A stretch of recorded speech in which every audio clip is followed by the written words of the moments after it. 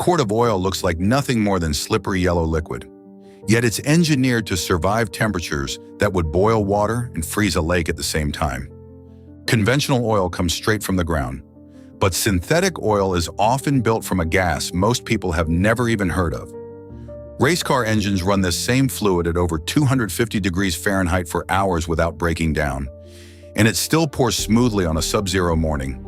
A single bottle can be engineered to protect a jet turbine one day and a daily commuter car the next, without changing a single ingredient.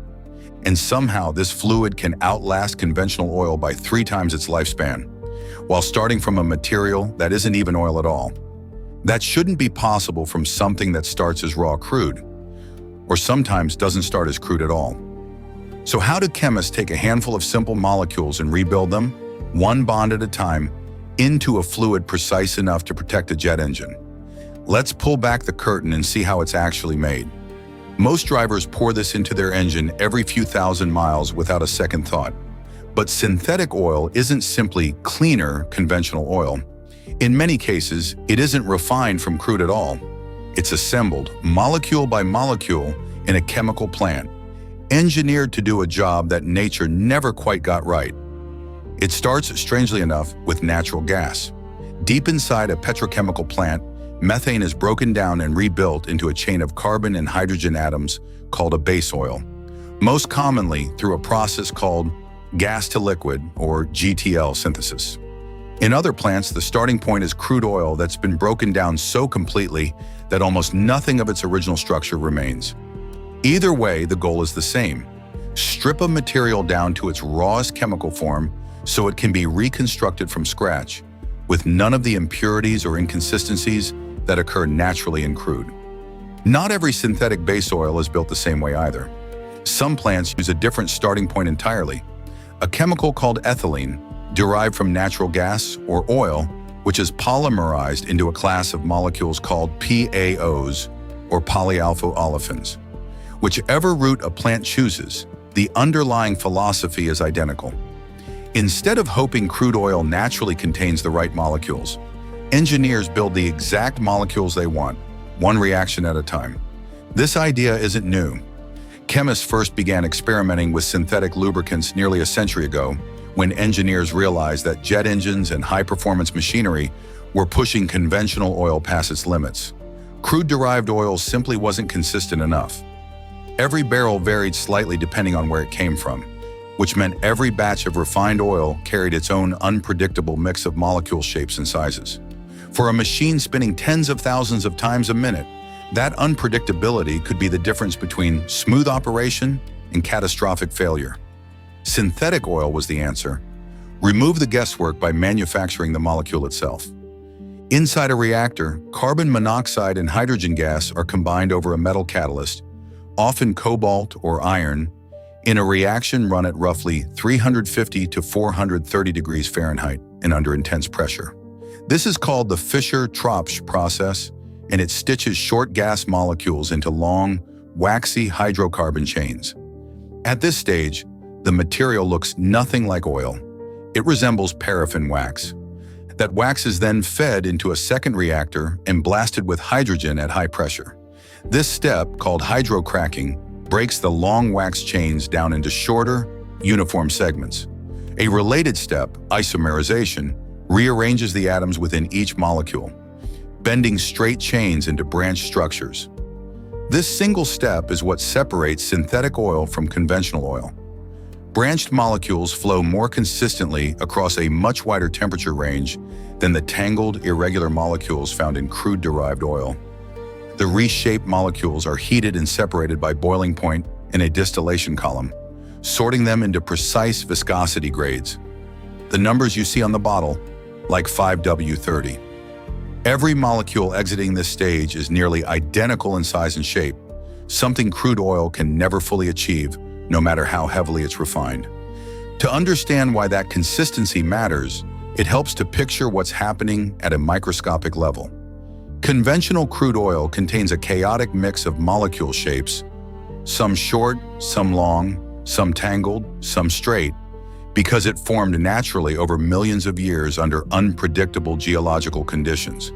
When that oil heats up inside an engine, those irregular molecules expand and thin out at wildly different rates, which is part of why conventional oil eventually breaks down and loses its protective properties. Synthetic oil sidesteps that problem entirely. Because every molecule in the base oil is nearly identical, the entire batch expands, thins, and flows in near-perfect unison, whether it's a single quart or a tanker truck's worth. The finished base oil, now a clear, almost water-thin liquid, is pumped into a blending tank. Here it's combined with a package of additives that can include anti-wear agents, detergents, antioxidants, and viscosity index improvers. These additives can make up 15 to 25% of the final product. Detergents suspend engine grime so it doesn't stick to metal surfaces. Antioxidants slow the oxidation that causes oil to break down under heat. Viscosity modifiers are long polymer chains that coil tightly in the cold and unwind as temperatures rise, keeping the oil's thickness stable, whether the engine is starting on an icy morning or running flat out on a summer highway. Even the anti-wear additives are engineered down to the molecular level. Zinc dalkyl thiophosphate, often shortened to ZDDP, forms an ultra-thin protective film on metal surfaces the instant temperatures spike, sacrificing itself microscopically so the engine's internal parts don't grind against each other under extreme pressure. It's a chemical bodyguard, reacting in real time to protect metal it never physically touches until the moment it's needed. Blending itself is a precision operation. Massive stainless steel tanks, some holding tens of thousands of gallons, use rotating blades and recirculation pumps to fold the additive package evenly through the base oil. Sensors continuously sample the mixture as it blends, checking that every additive has dispersed uniformly rather than clumping or settling. Because a single pocket of unmixed detergent could mean an entire batch fails inspection before it ever reaches a bottle. Before a single drop is bottled, samples are pulled and tested in a lab. Machines measure viscosity at both minus 22 degrees Fahrenheit and 210 degrees Fahrenheit, checking that the oil meets exact industry specifications. Some labs run oxidation stability tests that essentially age the oil in hours, what would normally take months inside a real engine, confirming it will hold up over tens of thousands of miles.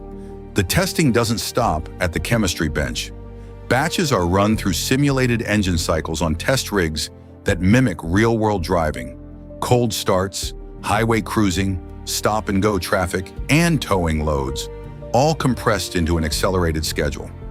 Sensors track how the oil behaves as metal parts heat, cool, and heat again thousands of times in a row. Only after a batch clears every one of these checkpoints does it move on to bottling. This is also why synthetic oil carries a noticeably higher price tag than conventional oil. The extra manufacturing steps, the precision reactors, and the exhaustive testing all add cost that crude-based refining simply skips. Here's the detail most people miss. A single batch of synthetic base oil can contain molecules so uniform that scientists describe it as having almost no impurities at all. A level of purity crude oil simply cannot reach, no matter how many times it's refined. That precision is exactly why synthetic oil can survive a Formula One engine, spinning past 15,000 revolutions per minute without breaking down, something conventional oil was never built to handle. It's also why synthetic oil resists a problem conventional oil eventually can't avoid: thermal breakdown. Heat the wrong kind of oil molecule enough times, and it starts to fracture, forming sludge and varnish that cling to engine parts and slowly choke performance. Because synthetic molecules are built uniform and branched from the start, they resist that fracturing far longer, which is the real reason synthetic oil can safely stretch to 7,500, 10,000, or even 15,000 miles between changes. A number that would be reckless with conventional oil, and one that would have sounded impossible to engineers working with crude-based lubricants just a few decades ago. From a colorless gas to a waxy solid to a razor-precise liquid-engineered atom by atom, the oil is filtered one final time, pumped into bottling lines, sealed and labeled. What began as methane gas now sits on a shelf, ready to protect an engine for 7,500 miles or more before it needs to be changed again. That same engineering shows up in places most drivers never think about. Formula One teams work directly with oil manufacturers to fine-tune blends for a single race weekend, sometimes adjusting the additive package based on track temperature or the length of the race itself. Commercial airlines rely on synthetic lubricants rated to function reliably at cruising altitudes where temperatures drop far below freezing, since a jet engine can't afford to have its oil thicken into sludge thousands of feet in the air. Even household products, like the grease inside a power drill or the oil in a lawnmower engine, increasingly use synthetic formulations, because the same molecular consistency that protects a jet turbine also extends the life of everyday machines sitting quietly in a garage. That's how synthetic oil goes from raw natural gas to a fluid precise enough to protect a jet turbine and a daily commute alike. Chemistry, pressure, and molecular engineering most drivers never think about every time they twist open the cap, until now.